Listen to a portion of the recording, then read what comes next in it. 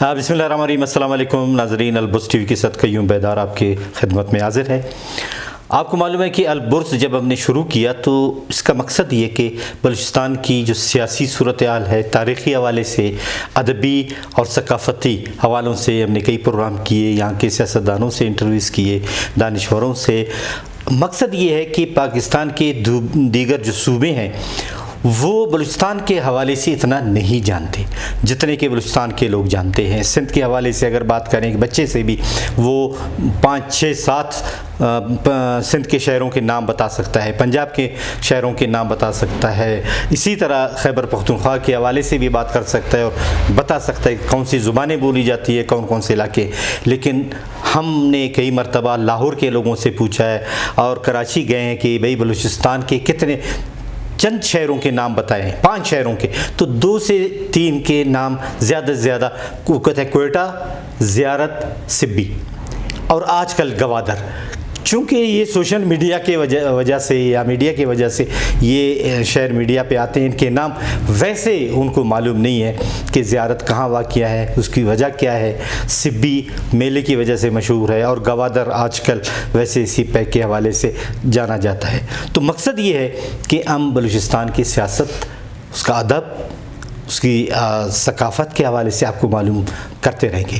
ویسے بھی بلوچستان کے بارے میں اور خاص کر کوئٹہ کے بارے میں یہ کہا جاتا ہے کہ یہ ایک خطرناک شہر ہے، دہشت گردوں کا شہر ہے، اور ہمارے بہت بڑے سیاستدان اور اسی طرح بیوروکریٹس بھی جب کوئٹہ جانے کا ٹائم ہوتا ہے تو وہ کوئٹہ آنے سے کتراتے ہیں کہ وہ یہ سمجھتے ہیں کہ ہم کوئٹہ جائیں گے، ایئرپورٹ پہ اتریں گے اور ایئرپورٹ سے باہر دہشت گرد کھڑے ہیں، وہ ایک دم گولی مار دیں گے۔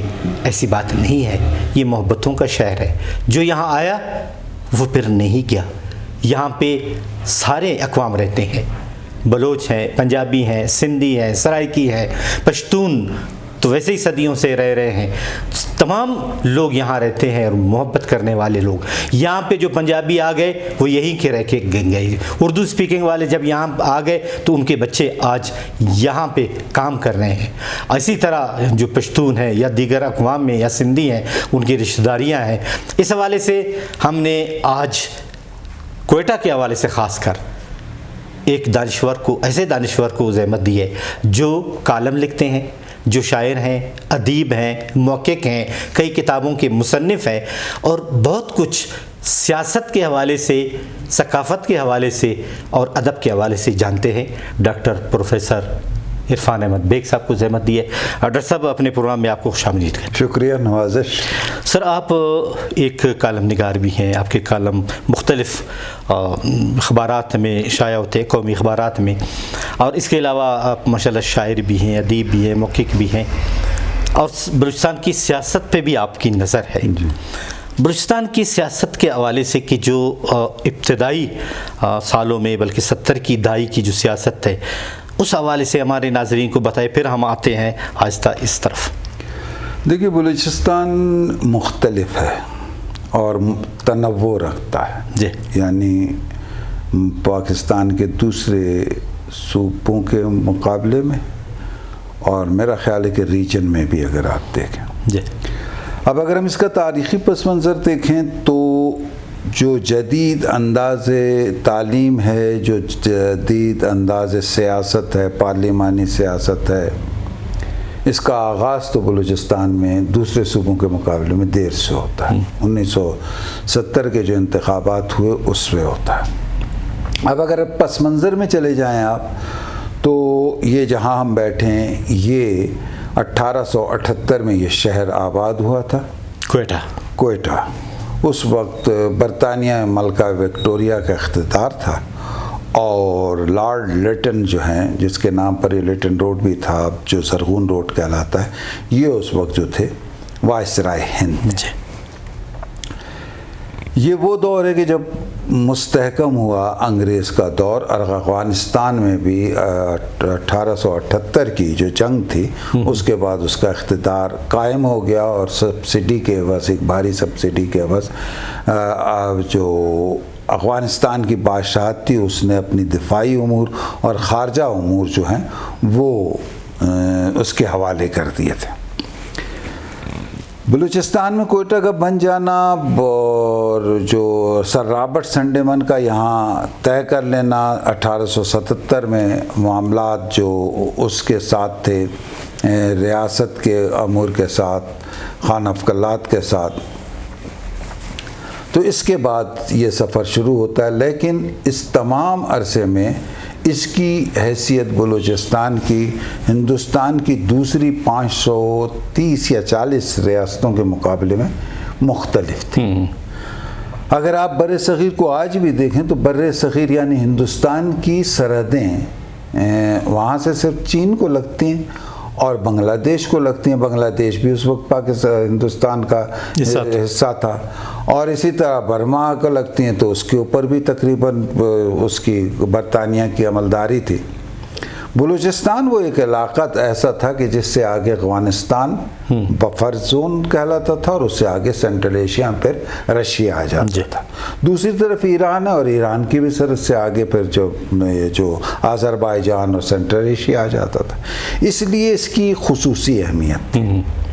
جس ساحل کی آج ہم بات کرتے ہیں، ساحل کے اوپر بھی نظریں تھیں زار روس بادشاہت کی، اور 1801 تک جو ہے زار روس جان پال روس جو تھا زار، اس نے کوشش کی تھی کہ نیپولین سے وہ کوئی رابطے کر کے کہ وہاں سے وہ حملہ کرے اور یہاں سے یہ حملہ کر کے ہمارے گوادر تک پہنچے. یہ ایک تاریخی طور پر ملتا ہے. یہ بدقسمتی ہے کہ پھر وہ آپس میں وہ ہوئے، اور پھر نیپولین نے حملہ کیا روس کے اوپر، اور وہی اس کی تباہی اور بربادی کا سبب بنا. قصہ مختصر یہ جب باتیں ہوتے ہوتے جب پہنچی ہیں بر صغیر میں پارلیمانی جمہوری تاریخی عمل کے دور میں، تو اس کا جو جلدی سے میں آ جاتا ہوں تو جو آئینی تعارف ہے جس کے لیے، تو وہ ہے 1935 کا قانون ہند.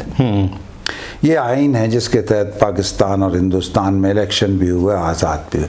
پہلا جو انتخاب ہوا ہے اس آئین کے اس پہ، یہاں یہ واضح کر لوں کہ اس کے آئین کی تشکیل میں 1935 کا جو ایکٹ ہے اس کے لیے انہوں نے جو ہے ہندوستان کی پارلیمنٹ کو کوئی اہمیت نہیں دی، نہ پارلیمنٹ بنائی اور نہ اس کو وہ کیا، بلکہ مشاورت رہی. ٹرپس کمیشن آ گیا، پھر 3 گول میز کانفرنس ہو گئیں، ان کی تجاویز لیں کانگریس کی اور مسلم لیگ کی اور تیسرے پارٹی کی، کیا انہوں نے خود. یہ آئین انہوں نے بنایا تو 1937 میں اس کے پہلے انتخابات ہوئے. اس آئین سے پہلے جو قائد اعظم کی ڈیمانڈ تھی 1927 میں کہ خیبر پختونخوا کو بھی اس میں سیاسی اصلاحات ہو، اور سندھ کو بمبئی سے الگ کر کے صوبہ بنایا جائے، اور بلوچستان کو بھی صوبے کا درجہ دیا جائے. باقی 2 قومی وہ جو ہے جداگانہ انتخابات وغیرہ، اس پر عمل وہ تو آ گیا، اس کے اندر تسلیم کر لیا. لیکن اس وقت ریاست تو الگ تھی، ریاست بلوچستان 2 تھے نا، برٹش بلوچستان تھا، ایک ریاست. یہ برٹش بلوچستان کی بات ہو رہی ہے. اور جو جہاں تک صوبوں کا تعلق ہے تو اس وقت پنجاب میں 3-4 ریاستیں تھیں، لیکن پنجاب صوبہ تھا. صوبہ اور ریاست وہ الگ چیز تھیں. ایک صوبے میں 4-5 ریاست بھاولپور سندھ میں تھی، اور بھی 2 ریاستیں تھیں. بہرحال قصہ مختصر تھا کہ اچھا کیا آپ نے یہ وضاحت کر دی تاکہ لوگوں کو سمجھ میں آ جائے کہ اگر وہ پورا بلوچستان بھی صوبہ بنتا تو اس کے اندر ریاست رہتی. ٹھیک ہے، جیسے دوسروں میں تھی. تو پھر جب 14 نکات 1939 میں 29 میں پیش کیے تو اس میں بھی انہوں نے مطالبہ کیا تھا بلوچستان کو صوبہ بنا. بدقسمتی دیکھیے کہ اس وقت اس کے بعد جب پاکستان بنا تو قائد اعظم 1 سال کے بعد تقریباً انتقال کر گئے.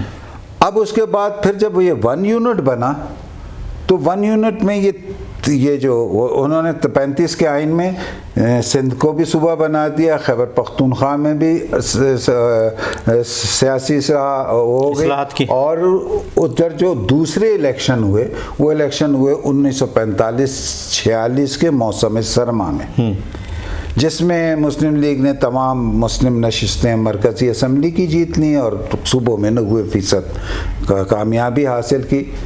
उस वक्त बलूचिस्तान में जो मरकज़ी असम्बली की जो नशिस्तों के लिए एक नशिस्त के इंतखाबात हुए और वो इंतखाबात की नौइयत भी उस कबायली सेटअप की थी, जबकि सूबाई स्ट्रक्चर कुछ नहीं था। अब जब पाकिस्तान में बना 1 यूनिट हुआ तो जैसे तैसे उसको उसमें मर्ज कर दिया गया और 2 डिवीज़न थे, कलात डिवीज़न था, कोयटा डिवीज़न था। ये लगभग वही तकसीम थी जो ब्रिटिश बलूचिस्तान और रियासती बलूचिस्तान की। जी। अब ये चलता रहा, लेकिन यहाँ पर सियासी अमल जो है आगे बढ़ा। गौस बख्श बिज़ंजो और अपना जाफ़र ख़ान जमाली और नवाब मोहम्मद ख़ान चगोज़ई वग़ैरह, ये सब कुछ बड़ी देर बाद कहीं जाके 1970 में वो पार्लिमानी तर्ज के इंतखाबात हुए। 1 यूनिट छूटा और 1 यूनिट टूटा। अब जब 1 यूनिट टूटा तो बलूचिस्तान को पहली मर्तबा सूबा डिक्लेयर किया गया और ये जो है आज हम बैठे कोयटा जो है सूबाई दारुल हुकूमत बना। इंतखाबात हुए, यहाँ पर जो सूबाई असम्बली पहली बनी जिसमें मेजॉरिटी जो थी वो नैप और जमीयत उलमा इस्लाम की थी और उसने हुकूमत तश्कील दी और पहली हुकूमत जो है वो अताउल्लाह महंगल की बनी।